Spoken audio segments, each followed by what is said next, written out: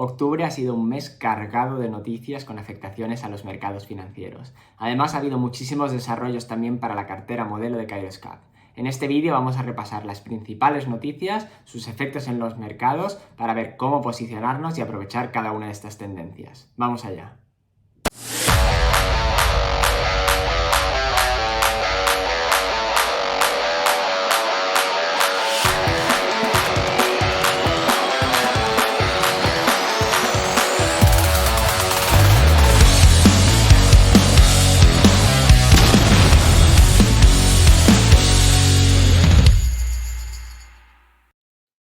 Antes de empezar con el vídeo, quiero hacer el disclaimer habitual, y es que este canal, Kairoscap, no es un servicio de asesoría financiera, ni yo estoy cualificado para ofrecer este tipo de servicios. Todo el contenido en estos vídeos, la web y las publicaciones y todas las comunicaciones por mi parte tienen un propósito formativo y de entretenimiento y bajo ninguna circunstancia, expresa o implícita, deben ser consideradas como asesoramiento financiero, legal o de otro tipo. Cada individuo debe llevar a cabo su propio análisis y tomar sus propias decisiones de inversión.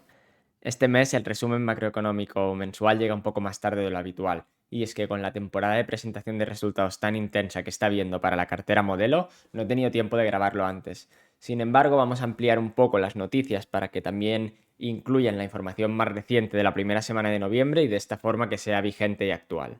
Intentaré también ajustarme a un tiempo que sea un poco más corto de lo que habitualmente son, ya que me habéis dado feedback de que los vídeos preferidos o la duración que os es más cómoda es entre 30 y 45 minutos, así que vamos a intentar ajustarnos a ese margen.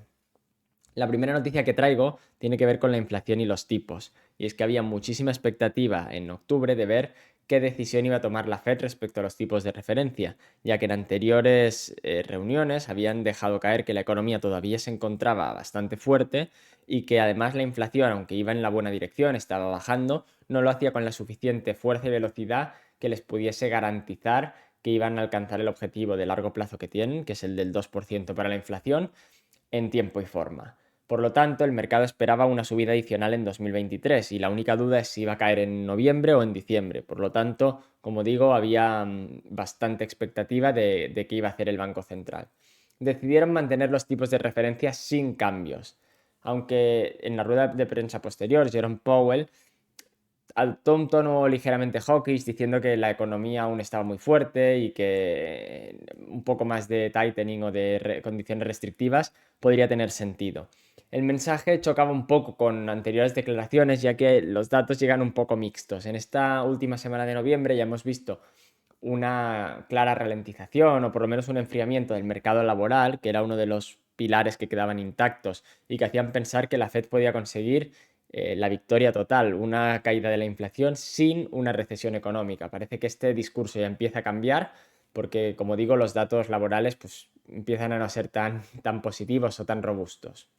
Así que ahora mismo el mercado ya descuenta que no va a haber más subidas en 2023 y las bajadas de tipos que esperaba que fuesen a partir de junio de 2024, sobre todo teniendo en cuenta que el año próximo es un año electoral en Estados Unidos y Biden o los demócratas en este caso que están en el poder no iban a querer llegar ni en una recesión, por supuesto, ni con una inflación galopante. Así que la Fed debería acomodar su política a nunca mejor dicho, y valga un poco la redundancia, a la voluntad política que haya en ese momento por parte del Partido Demócrata.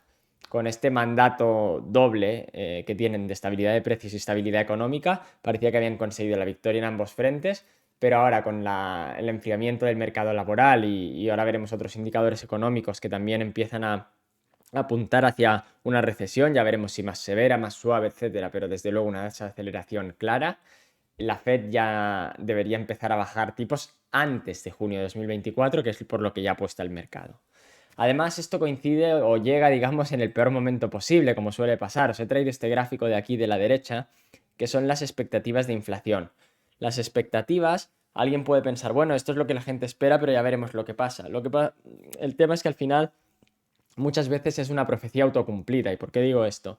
Cuando las empresas y los trabajadores esperan que la inflación repunte o vaya al alza, lo que hacen es poner presión sobre los salarios, porque si tú esperas que te va a subir los precios de todo, también tú pides que te suba la remuneración. Y entonces se alcanza o se entra en lo que la gente se conoce popularmente como el wage price spiral. tus propias expectativas de inflación hacen que suban los sueldos y esas subidas de sueldos son las que anclan finalmente la subida de precios. Por lo tanto, las propias expectativas son las que se traducen en una realidad. Y vemos aquí como después de una tendencia bastante positiva, por supuesto nada es lineal, parece que ahora ha roto al alza y vuelve a repuntar. Esto sería muy muy negativo y es uno de los puntos a vigilar porque van a poner a la Fed un poco entre la espada y la pared, ¿no? De decir, ¿cuál de los dos mandatos quiere satisfacer? Desde esta publicación ya sabéis que mi tesis es que va a primar la estabilidad económica, la estabilidad de precios sí tienen que elegir y que por lo tanto el año que viene ya vamos a ver recortes de tipos. He querido traer también aquí a la izquierda estas declaraciones de Jerome Powell que atan con el primer punto que comentábamos, ¿no? De que el mensaje fue un poco más hawkish de lo esperado, en tanto que la economía todavía mostraba signos de bastante fortaleza y por lo tanto el mercado todavía descontaba que podía haber alguna subida de tipos, que como digo ya ha quedado atrás en cuanto a expectativas por lo menos con los datos más recientes. Decía Powell, ciertamente tenemos una economía resiliente entre manos. Tal vez sea porque los tipos no han estado lo suficientemente altos durante el suficiente tiempo, el famoso higher for longer que comentábamos el mes pasado, por lo que puede requerir de más tiempo. La evidencia es que la política no es demasiado restrictiva ahora mismo. Bueno, ahora vamos a ver en la siguiente slide como ya hay más indicadores todavía que apuntan a esta desaceleración y que han hecho que estas declaraciones queden, en mi opinión, obsoletas.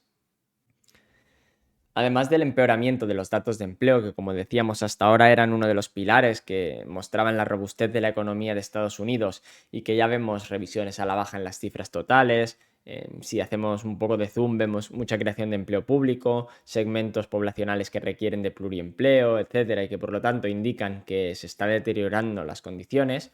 Uno de los casos más paradigmáticos y que he querido destacar es esta tabla o estos datos sobre el consumo minorista. Estados Unidos, ya sabéis que hace tiempo que dejó de ser un país eminentemente manufacturero y es una economía mucho más evolucionada y que ahora se centra o tiene como principal driver el sector terciario, el de servicios y sobre todo, cuando vemos la contribución al PIB, etcétera, lo que más destaca es el consumo minorista. Por lo tanto, haciendo una radiografía del mismo, podemos entender o usarlo de termómetro, digamos, para las condiciones financieras generales del país. En este caso, os he querido traer esta tabla en la que se ve mes a mes y para cada uno de los últimos 5 años cómo compara el consumo minorista respecto al año anterior. En 2019 veíamos un crecimiento que sí que se iba ralentizando un poco hacia final de año, pero desde luego por lo menos en el positivo. En 2020 destaca claramente un abril nefasto con los encierros del COVID, aunque en Estados Unidos fueron mucho menos severos, etcétera, pues la pandemia tuvo este efecto y que se continuó en mayo y luego un rebote bastante fuerte en la segunda mitad del año. 2021 espectacular, por supuesto, tanto por el efecto base de la comparativa como por todos los ahorros acumulados que se crearon. Y ya en 2022 vemos como esto se hunde claramente, llegamos a un final de año malísimo y en 2023 no hay por dónde cogerlo. Estamos viendo comparativas muy malas contra el año pasado, que además van acelerando en su negatividad y que muestran o por lo menos auguran un futuro no muy brillante si no se revierten. Ahora además se añade más presión en este sentido. ¿Cómo? Pues se están retomando los pagos de deuda estudiantil que estaban pausados desde la pandemia y que afectan a 40 millones de americanos. El gobierno de Biden ya ha hecho ciertas condonaciones, 136 billones de esta deuda, para un total de población de 3,6 millones de personas. Pero aún así, el grueso de la gente debe ahora afrontar unos pagos que no estaba realizando hasta ahora y que son bastante cuantiosos en cuanto al porcentaje de ingresos y sobre todo de ahorro que podían llevar a cabo. Por lo tanto, mucha más presión en este sentido. Lo estamos viendo también en las presentaciones de resultados. Muchas empresas, incluso las de consumo defensivo, están pudiendo subir precios o ligeramente precios, pero bajando los volúmenes. Esto es, digamos, un indicador adelantado de lo que ellos ya están experimentando, pero que nosotros aún no somos conscientes del todo que está por llegar. Algunos otros indicadores más anecdóticos, como el empleo de transporte por camión.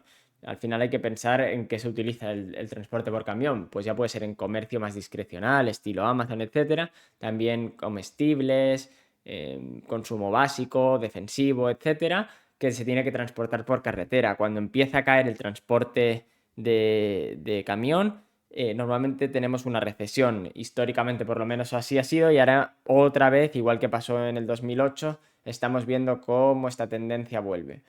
Así pues, un empeoramiento claro de las condiciones económicas que atan bastante con la anterior slide sobre tipos e inflación.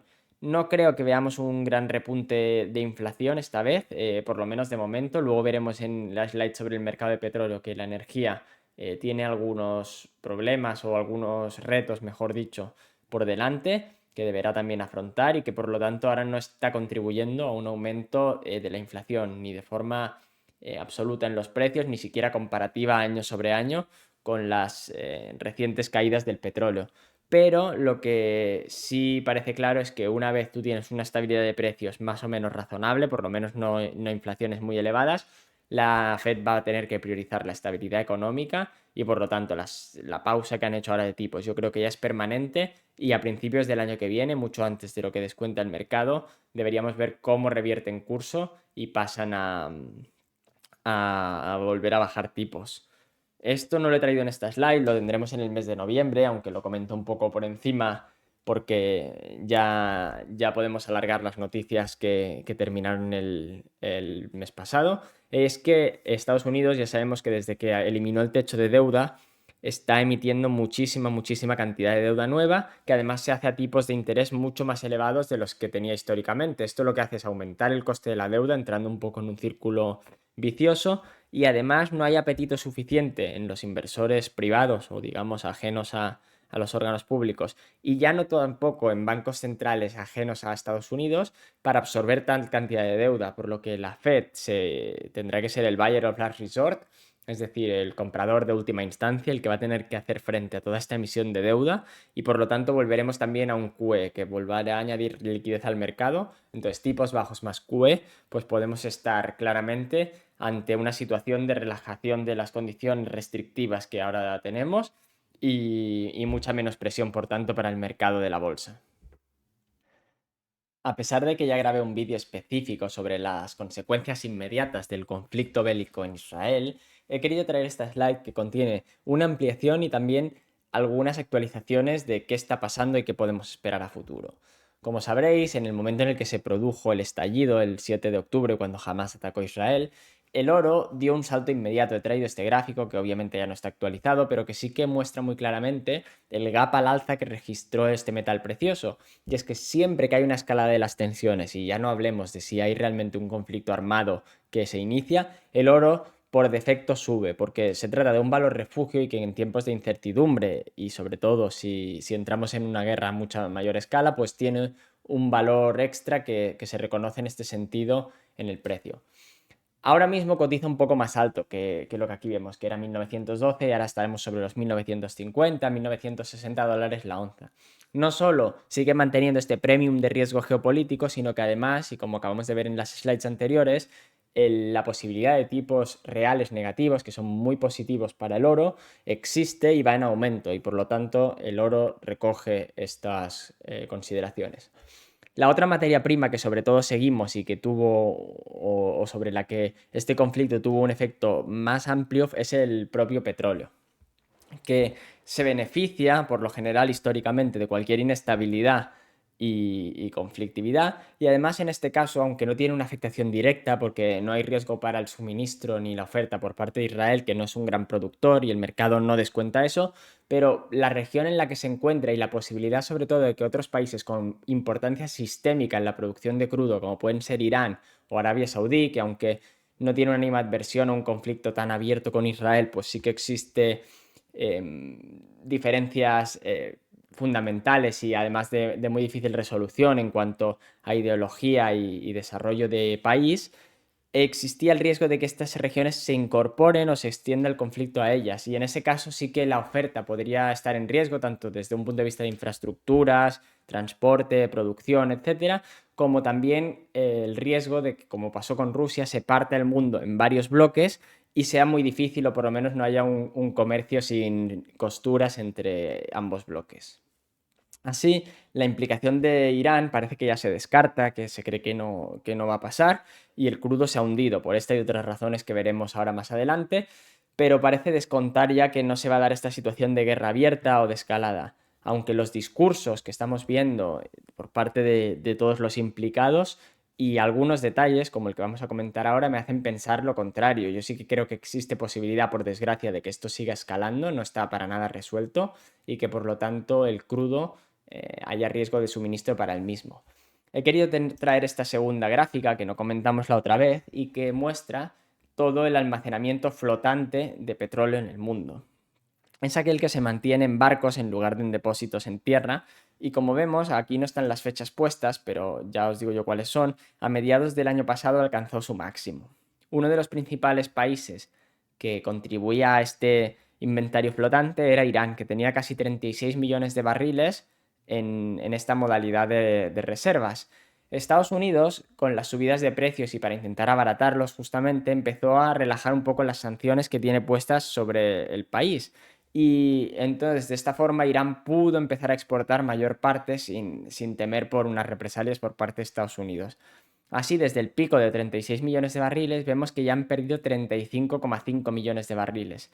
Esta tendencia se aceleró a finales del mes pasado y desde el inicio del conflicto, y vemos como ya solo les queda 1 millón de barriles de reservas, y en el último día en el que está esto registrado, que ahora es hace 2 desde en el momento en que veáis este vídeo, cayó en 300.000 barriles.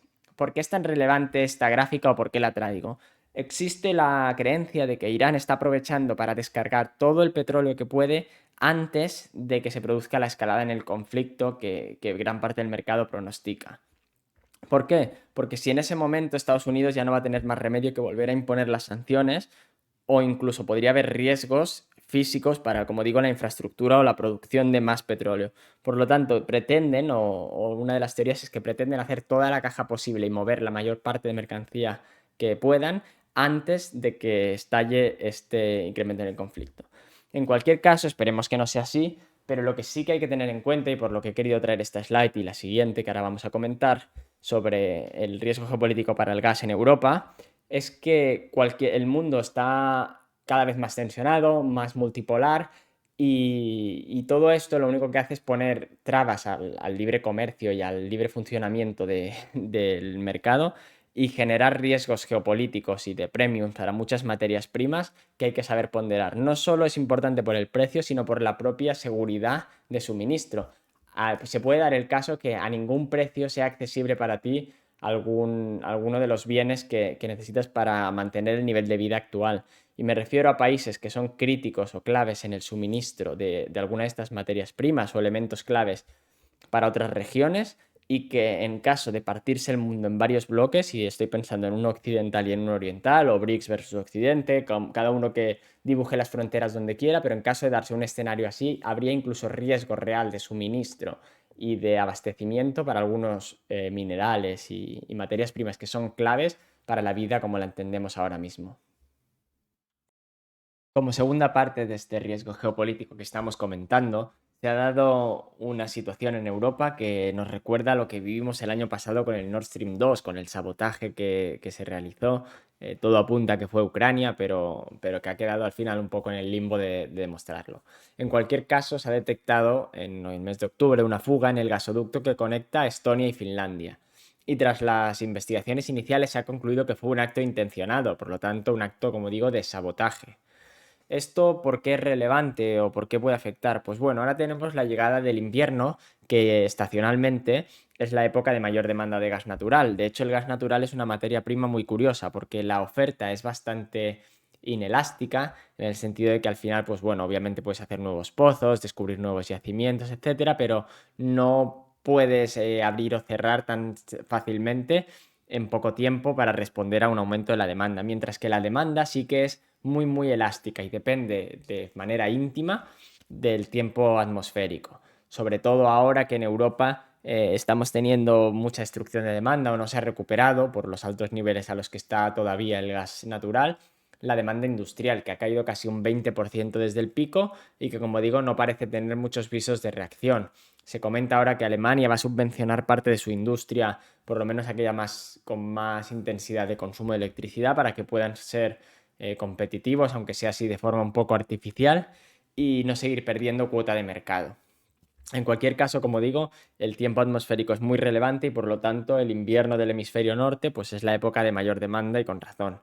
Si ya no tenemos acceso al gas ruso, del que éramos muy dependientes en Europa, y además todas las vías de transmisión que existen, o las más relevantes, esta por ejemplo entre Estonia y Finlandia es relevante, se sabotean, pues no nos quedamos sin armas o sin ningún tipo de respuesta para cualquier disrupción que haya en el mercado en los próximos meses, hasta marzo, que es la temporada sobre todo de draws o de caídas de los inventarios de gas. Tenemos suerte de que hemos conseguido, gracias al que el invierno pasado fue bastante suave y que además Europa pagó precios muy elevados para asegurarse el suministro, tenemos niveles de inventarios muy elevados y además tampoco ha empezado este otoño de forma demasiado fría, por lo que estamos a buenos niveles y lo más probable es que si no hay una sorpresa de un invierno muy frío, que no parece por el fenómeno meteorológico del Niño, pero como digo, si no es que hay un invierno muy frío, deberíamos poder salir de la temporada de caídas de inventarios al 39-40% de capacidad, lo cual es bastante saludable. No deberíamos correr ningún riesgo ni peligros de suministro, pero también, por otra parte, no son niveles muy holgados si no tienes un flujo constante de gas que llegue.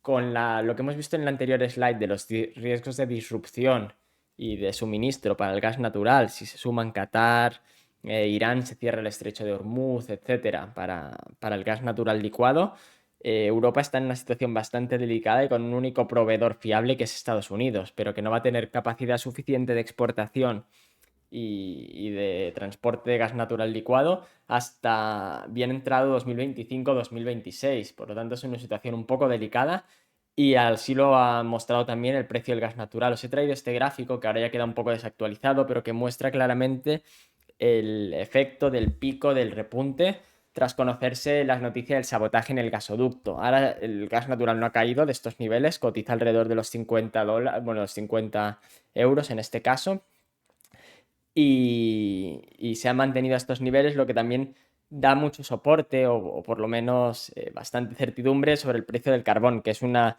alternativa bastante más competitiva y a la que Europa ya no hace tantos ascos porque, por supuesto, y como debe ser, prima la seguridad energética antes que los principios de transición cuando hay que elegir entre unos y otros.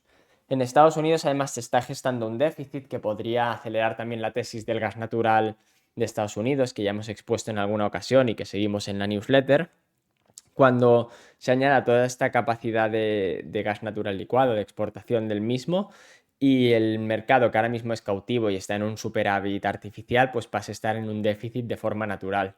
Así que, bueno, tiempos muy interesantes para esta materia prima, pero desde luego hay que tener muy en cuenta el efecto que puede tener los conflictos geopolíticos sobre el mercado de materias primas. Y ahora sí, llegamos ya a la actualización mensual que hacemos del mercado del petróleo. Y el mensaje que vamos a mandar no podría ser más distinto que el que vimos el mes pasado. Decíamos que el mercado físico se había fortalecido muchísimo y lo ilustrábamos con los time spread físicos. Ahora, sin embargo, tenemos que decir lo contrario, es que el mercado físico ha colapsado y presenta riesgos bastante importantes para la tesis del petróleo que tenemos que evaluar para ver si hay que adaptarla, cambiarla o ampliar, renovar nuestra convicción, etc. Es muy importante entender cuáles son los factores que hay detrás de la caída de un casi 20% del precio del petróleo en 15 días y además un debilitamiento, una debilidad total en el mercado físico. El primer gráfico que os quiero traer es este que tenemos aquí a la izquierda, que muestra justamente esto. Veíamos cómo la diferencia entre el barril de petróleo para entrega inmediata y el de dentro de un mes era creciente y muy significativa, casi $1.60 a finales de septiembre. Y ahora, sin embargo, nos encontramos a punto de pasar a contango. Ya simplemente vemos un time spread físico de 0,13. Esto, como digo, es un reflejo claro de que el mercado físico no está funcionando como esperaríamos, si creemos que hay escasez de petróleo. Nos está indicando todo lo contrario, que hay mucha debilidad en este sentido. Y como siempre, que además viene acompañado de una caída del precio relevante, lo que hay que entender son los tres factores que pueden estar determinando la debilidad en el precio y en el petróleo en general. El primero es la demanda, el segundo es la oferta y después el posicionamiento de los fondos. En esta slide vamos a ver el punto de la oferta y en la siguiente vamos a pasar tanto a la demanda como al posicionamiento de los fondos. Lo primero que tenemos que ver es que en el caso de la oferta hay dos bloques muy grandes que hay que estudiar por separado, el de la OPEC y el resto del mundo. En el resto del mundo, en lo que no es OPEC y cuyo principal exponente es Estados Unidos, la producción está aumentando y la IEA, de hecho, asume que va a aumentar más de lo que inicialmente esperaban. Si seguimos empresas de petróleo, podremos ver cómo en casi todas están batiendo su guidance, alcanzando el límite superior, nuevos descubrimientos, planifican incluso que aumente más el año que viene. Entonces, si esto es un fenómeno generalizado, la única conclusión es que realmente está creciendo esta oferta.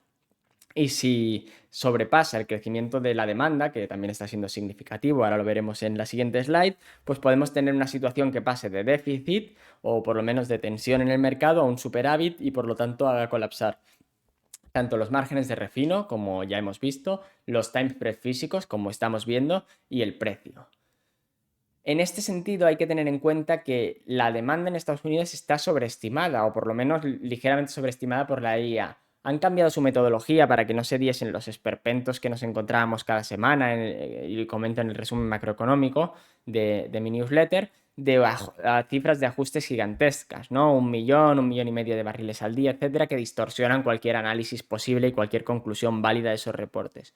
Con el cambio de la metodología, están contando como producción de petróleo algunas mezclas o algunos byproducts o productos auxiliares que no son en realidad petróleo y que por lo tanto distorsionan las cifras de oferta, haciendo creer que es mayor de lo que en realidad es.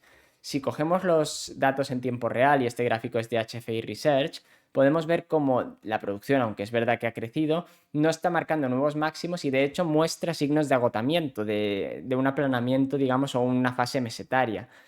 Esto concuerda bastante con la teoría del peak oil que tiene Gering and Rosenwachs y que hemos comentado también algunas veces en mi newsletter. Os dejaré el enlace al artículo concreto en la descripción y que prevé que, igual que pasó con los depósitos convencionales, los depósitos de shale sigan un poco una curva de Bell y acabe colapsando su perfil de producción. Si esto se diese, pues sería la tesis máxima o la tesis última para el petróleo y nos llevaría a que se cumpliesen todas nuestras expectativas. Yo sinceramente creo que esto es lo que está pasando y, como digo, se está sobreestimando. En el caso de la OPEC, por otro lado, tenemos que hay unos recortes voluntarios puestos ahora mismo, sobre todo Arabia Saudí está haciendo la mayor parte de los mismos, con 1 millón de barriles extra al día ahora de recorte, y estaba soportando o esto daba cierto soporte a los precios. Cuando vemos las exportaciones mes a mes, vemos que ahora han repuntado y ya no muestran ningún descenso respecto al año pasado. Entonces uno lo que se preguntaría es, oye, ¿realmente me están diciendo que hacen un recorte y luego no lo hacen? Sobre todo si atendemos al repunte que ha habido en las exportaciones de julio hasta octubre, parecería que esta es la conclusión lógica. En realidad no es así, porque hay que tener en cuenta que producción no es igual a exportaciones. En el caso de la OPEC, su pico de consumo o estacionalmente su época más fuerte coincide con la nuestra, que es el verano del hemisferio norte, porque hay mucho mayor transporte, etcétera, y entonces el consumo interno del país es cuando es más elevado. Esto hace que para un mismo nivel de producción las exportaciones vayan a ser más bajas cuando tu época de consumo máximo se está dando que ahora, que es la época estacionalmente más floja porque es la de mantenimientos de refinerías.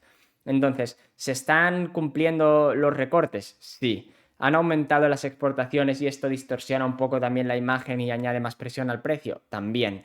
Pero no hay que dudar de que realmente se están dando porque no hay que confundir, como digo, producción y exportaciones. En el caso de Arabia Saudí es muy claro que se están cumpliendo y hay otros países como Rusia que siempre intentan escabullirse porque hay que entender que están en medio de un conflicto bélico, guerra, y cualquier dólar extra que pueden sacar pues es bienvenido por ellos, ¿no? Y aunque han reducido las exportaciones y la producción, es probable que no lo estén haciendo en la misma medida que anunciaron. Se habla de que ellos dijeron 500.000 barriles, si recordáis, y ahora estarían recortando 300.000. En la próxima reunión de la OPEC, lo más probable es que veamos a Arabia Saudí ponerse serio y amenazar realmente a Rusia con o cumplir los recortes anunciados a rajatabla o arriesgarse a una guerra de precios como la que vimos en marzo del 2020 y que ahora mismo Moscú no se puede permitir porque colapsarían sus finanzas en medio de una guerra.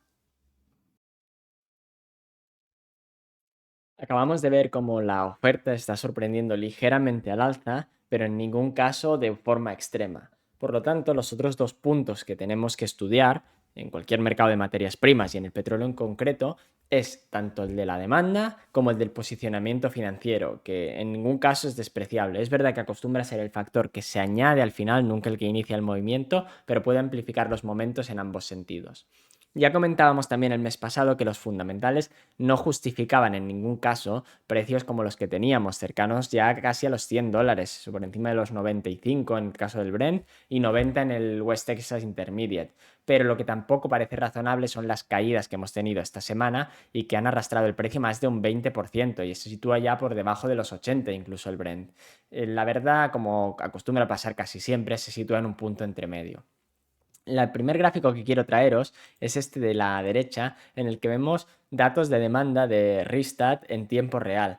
¿Y qué nos muestra este gráfico? Pues vemos tanto la demanda de jet fuel, o sea, de combustible de aviación, como el diésel, como la gasolina, que en última instancia son los que determinan la salud de esta parte de la ecuación, de la demanda. Porque no se consume petróleo crudo, el consumidor final lo que consume son productos refinados. Por lo tanto, estudiando el Big Three, que son estos tres, nos podemos hacer ya una imagen bastante completa de cómo está la situación. Y sin ser bollante, sin ser estelar en ningún caso, podemos ver como la comparativa año a año lo que muestra esta, este gráfico, o sea, cada uno de los puntos es el cambio year over year, o sea, el incremento anual de demanda en cada uno de ellos. Vemos como el mejor es el combustible de aviación, que se encuentra cómodamente más de 1 millón de barriles al día por encima de las cifras del año pasado, y tanto el diésel como la gasolina, sin ser, como digo, nada espectacular, nada estelar, sí que se encuentran también sólidamente por encima de los 500.000 barriles al día adicionales respecto a 2022. Por lo tanto, una imagen de la demanda que no se corresponde con todo este porno apocalíptico, ¿no? Toda esta narrativa de que está hundida, que se va a hundir todavía más y que China no consume, India no crece, en Europa fatal, etcétera. Pues bueno, la realidad, si nos centramos simplemente en los datos, es que no estamos tan mal. Como digo, en ningún caso tampoco espero que estas cifras justifiquen precios por encima de los 90, $95 el Brent, pero bueno, entre 85 y 90 debería ser un rango bastante cómodo con los fundamentales actuales. La segunda parte que comentábamos es la del posicionamiento financiero, y es que normalmente se exacerban estos movimientos o vemos rallies increíbles al alza y a la baja por la componente especulativo del mercado. Está el mercado físico y el mercado de papel. Pues el mercado de papel es el que en el margen arrastra el precio arriba o abajo. Y ahora se ha situado en los niveles más bajos de Open Interest, de posicionamiento alcista, digamos, es este segundo gráfico que os traigo aquí a la izquierda, desde 2014. Entonces estamos en un punto de pesimismo extremo para el posicionamiento del crudo y el mercado, que ha hecho que los precios colapsen en estas 2 semanas. Desde aquí lo más razonable es que veamos cierto rebote y una estabilización para el West Texas Intermediate entre los 80 y los 85 y el Brent un poco más, alrededor de los 85 es lo que me parecería razonable en el momento actual en el que estamos. También, y me parece importante destacarlo, ahora en la siguiente slide donde vamos a ir a las empresas de la cartera modelo, me parece muy relevante destacar que a estos niveles las empresas son muy rentables, las que tenemos en la cartera modelo, están imprimiendo dinero, como se dice coloquialmente, y no debemos preocuparnos de sus balances, que ya están muy saneados, de la capacidad de generación de caja, que es extrema, ni de los programas de retorno al accionista o de asignación al capital, que son bastante claros y muy, muy generosos para con el accionista final minoritario, en este caso nosotros. Y llegamos ya a la última parte del resumen macroeconómico, que es el seguimiento de la cartera del universo Kairoscap, o lo que llamamos así, que como sabéis son posiciones destacadas, además públicas, que llevo en la cartera modelo de la publicación de la newsletter de Kairoscap, que es mi principal vehículo de transmisión, difusión, etcétera, y seguimiento, por supuesto, y que comparto todos mis movimientos en tiempo real, ideas de inversión, etcétera, con la parte o los usuarios premium, digamos, de Kairoscap en tiempo real en el Discord. Así que si alguien está interesado en profundizar, etcétera, pues podéis contactarme sin problema con cualquier duda que tengáis, que queráis que os resuelva sobre la publicación, sobre las empresas de la cartera, etcétera. Y estaré encantado de responderos.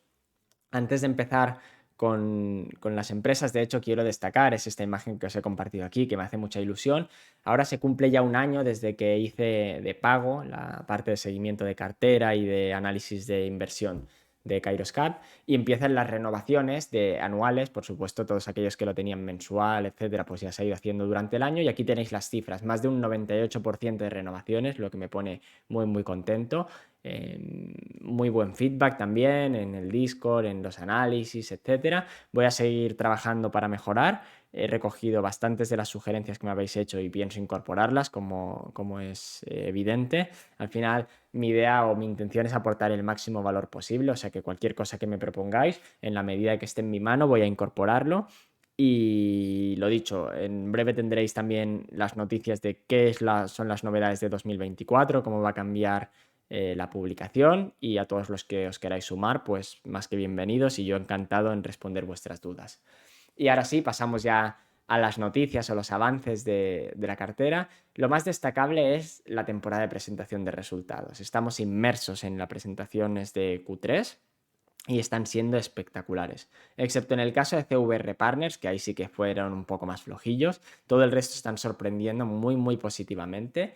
Y destaco aquí las de Oil and Gas, Petrobras, Ecopetrol, IPCO, resultados increíbles, batiendo el guidance alto de producción, lo que ya hemos visto que en parte está lastrando el precio del petróleo, pero para nuestras empresas es muy bueno. Han aprovechado también que hemos tenido desde verano un rally significativo en el crudo, que ha mejorado todavía los resultados. Y vamos a destacar cositas concretas de cada uno. En IPCO tenemos que, incluso estando inmersos en un programa de CAPEX gigantesco, como es el desarrollo de BlackRock, consiguen ser cash neutral. Es decir, con toda la inversión que tienen, más las recompras de acciones, mantenerse en un free cash flow cero, lo cual es increíble teniendo en cuenta que el petróleo tampoco está tan disparado como el año pasado y que es un nivel de inversión récord.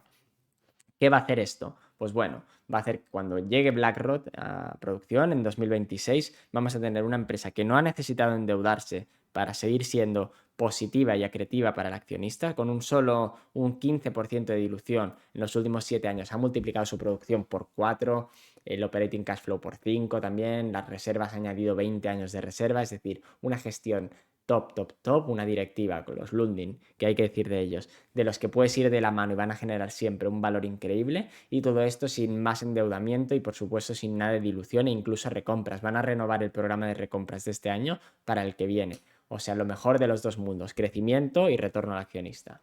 En el caso de Petrobras y Ecopetrol, que ya sabéis que las estamos jugando por el yield, no se espera tanto crecimiento, no tienen grandes reservas igual que las canadienses, no las juegas por duración, etcétera, sino porque reparten una gran cantidad del beneficio y la caja que generan y este yield nos permite aprovechar otras oportunidades ahora mismo. Pero aún así, incluso siendo jugadas de yield, también están aumentando muchísimo su perfil y mejorando la eficiencia operativa de producción. Tenemos a Petrobras subiendo el guidance de 2,6 millones de barriles al día a 2,8, lo cual es una barbaridad. Ecopetrol, las mejores cifras de 2015 de producción. Y luego además tenemos la parte del retorno al accionista, que es su parte fuerte. Para el tercer trimestre Petrobras ha declarado un dividendo de 0,54 dólares por acción. Pero es que si nos fijamos en el guidance que han dado del CAPEX, que hay algunos, hay que leer un poco entre líneas, casi seguro en el cuarto trimestre vamos a tener un dividendo extraordinario que lo anunciarán en marzo o abril y que yo cifro alrededor de los 22-24 céntimos por acción. Si lo sumamos o asumimos que debería haber tocado parte ahora en Q3 y parte en Q4, estaríamos por encima de los 60 céntimos por acción, que es lo que yo esperaba. Luego además tenemos las recompras. Y como digo, el año que viene no va a ser en excesivo intensivo en CAPEX y podemos ver incluso mejor retorno al accionista, ejecutando a la perfección y de hecho me sorprende lo poco que subió, bueno, que ha subido hoy de hecho, después de la presentación de estos resultados que son magníficos. En el caso de Ecopetrol todavía choca más, porque es que ya te lo dicen claramente en la conference call. Este año han tenido un yield de más o menos el 30%, 2,8 dólares por acción de dividendo. Pero para el que viene, aunque la parte que toca como reparto ordinario del beneficio, que es el 60% del beneficio, va a ser menor, debería estar alrededor del 1,4 o 1,5 dólares por acción, que ya es muy significativo, mucho más de un 12-13%. Pero además ellos te dicen que como tienen que liquidar el balance del Fondo de Compensación de Combustibles del Gobierno de Colombia, van a dar un dividendo extraordinario y hasta le ponen más o menos cifra, que debe estar en los 9 trillones de pesos colombianos. Esto añadiría otro dólar por acción de dividendo y ya nos iríamos otra vez a otro yield del 30%. Solo sumando estos 2 años, además de la apreciación que espero en el precio de la acción, ya tenemos un 60% de retorno al accionista mediante dividendos, lo cual es una auténtica barbaridad. Si fuésemos capaces de componer el capital al 27-28% de CAGR, que es lo que da el yield equivalente que está dando, que cada uno haga los números, pero realmente nuestros retornos serían extraordinarios. ¿Qué más ha pasado? ¿Qué quiero destacar? Whitehaven Coal, que estábamos a la espera el mes pasado de que se cerrase la adquisición de Downey y Blackwater, los activos de BHP, ya la ha cerrado. Tengo un vídeo específico, por lo que no me extenderé tanto aquí, que os voy a dejar también en la descripción para el que le interese profundizar en esta adquisición. Pero como resumen, una empresa que eminentemente producía carbón térmico, que es el peor de los dos, el menos interesante, va a pasar ahora a ser sobre todo un 70% de carbón metalúrgico, que es el que en el que queremos estar a largo plazo. La acción prácticamente no se ha movido, con las recientes caídas, ponle un 10% arriba desde que lo anunciaron, y es una de las candidatas a mejor retorno para los próximos años, en mi opinión, en cuanto al carbón. Tienen un perfil de producción y un balance idílicos para el carbón térmico y ahora le van a sumar carbón metalúrgico con 20 años de reservas a muy buen precio. Entonces, un deal fantástico, la verdad es que el management está ejecutando de lujo y ya nos han dicho también que van a retomar las recompras en cuanto... Bueno, con la parte del carbón térmico van a mantener el dividendo y en cuanto se pague los desembolsos más grandes iniciales de la adquisición, que esto falta en eso un par de años, van a volver a las recompras también con la caja extra que les va a generar el carbón metalúrgico y ahí sí que la combinación puede ser explosiva. Solo hace falta un poco de paciencia y vamos a tener una gran recompensa. Y finalmente nos queda Braskem. Braskem es una empresa que ya sabéis que la comenté después de la adquisición de United States Steel Corp, que era nuestra mayor apuesta cíclica. Tampoco me gusta combinar varias de estas empresas que están pasando un valle en su ciclo. Y nos hicieron una OPA por US Steel. Tenéis también el análisis en la newsletter para el que lo quiera leer. Entonces nos tuvimos que salir. Braskem es más o menos el mismo perfil, una empresa que está pasando en la parte baja de su ciclo, en este caso del sector petroquímico, y cuya, aunque está barata, hace falta paciencia y que se gire el ciclo para poder realizarlo. Pues bien, ha recibido una nueva OPA después de las 3 que ya tenía y que el mercado parece no reconocer, que aclara bastante, mejora las anteriores, es bastante seria, al final viene de ADNOC, que es el partner elegido para llevar a cabo la adquisición, ya le han puesto el ok tanto Lula como Petrobras. Y además mejora la anterior propuesta. Vamos a tener $7,5 más o menos en cash que vamos a cobrar. Ahora cotiza a 8 y poco. Es decir, que casi todo lo que ahora cotiza ya sería lo que nos darían en cash. Y luego aparte nos darían unos bonos a 7 años, equivalentes a $7,5 más, que con un cupón del 7,25%, lo cual ya es muy atractivo. Además en dólares, no en reales brasileños, o sea que por ahí no hay tampoco ningún problema. Y lo más probable es que a las minorías, ya han dicho también que va a haber derechos de tagalón, que es una cosa que el mercado temía, que esta oferta que están haciendo por el stake o por la participación de Novo Honor, pues no se extendiese a las minorías, pero sí que debería extenderse con los detalles que conocemos de esta oferta, porque supone un cambio de control efectivo y así lo contemplan los estatutos de la empresa. Y por tanto, lo más probable es que estos bonos no nos los repartieran a los minoristas, sino que nos diesen el valor presente de los mismos en cash. No espero que sean los $7,5, por supuesto, pero sí que por lo menos 4 o 5 deberían salir según los cálculos que he hecho. En ese caso, el valor razonable ahora mismo de cotización debería ser entre los 12 y los $13, que es lo que yo espero que se cierre el gap entre valor y precio en los próximos meses. Esto debería ser bastante rápido, por lo menos la aceptación. Hemos tenido bastantes movimientos, incorporaciones y retoques en la cartera modelo. Los que estáis en el Discord pues, o en la parte premium pues ya lo sabéis.